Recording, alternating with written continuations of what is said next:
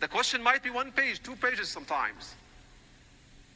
If the scholar wants to quote something, they would quote a text of the manual of fiqh.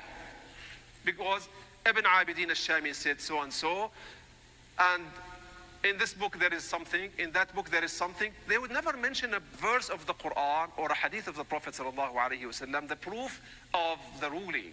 Why? Because it's not your job to understand the proof.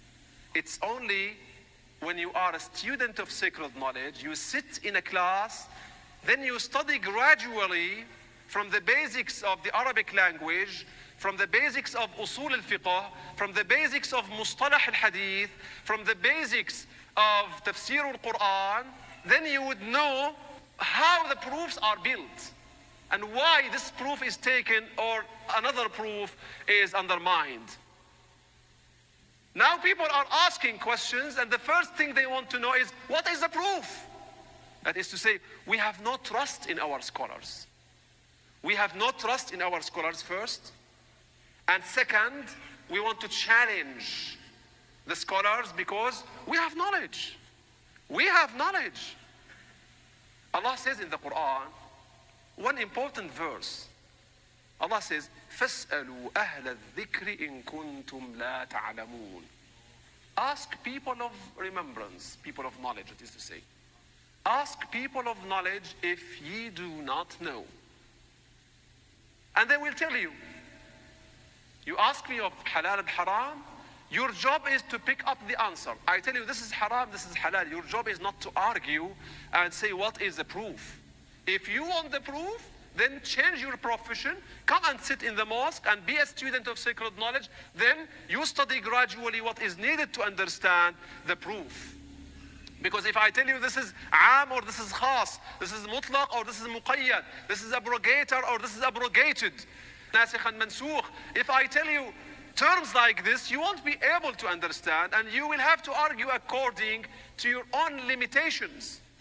And here why we have now ignorant people trying to spread their own opinions amongst Muslims and trying to argue with scholars. To the extent that I saw in the United States of America a brother putting the mushaf on the floor, reading Quran.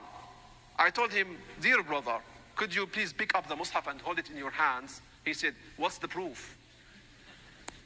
What's the proof? Can you believe it? Another man asked me, he said, there is a brother there in the mosque who is talking on the phone. And I told him that you shouldn't talk in the mosque on mobile phone. And he told him, what's the proof? Even at that basic level, people need proofs. You know, if something like this happened some time ago in the Islamic world, you know what would happen? Such a person would be taken from the mosque, put outside the mosque. Just carried from the mosque, put outside the mosque. Because they don't deserve to be in the houses of Allah subhanahu wa ta'ala. They cause fitna in the houses of Allah.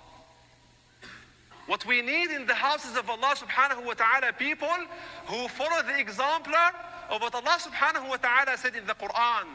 سَمِعْنَا وَأَطَعْنَا. سَمِعْنَا وَأَطَعْنَا. We hear and we obey. If you don't want to be a scholar, then listen to scholars. Ask scholars and listen to scholars. If you want to be a scholar, then come and sit and argue. And there is room for discussions in the class of sacred knowledge. Why Abu Hanifa said so, why Shafi'i said so. In the class of sacred knowledge, you will study why.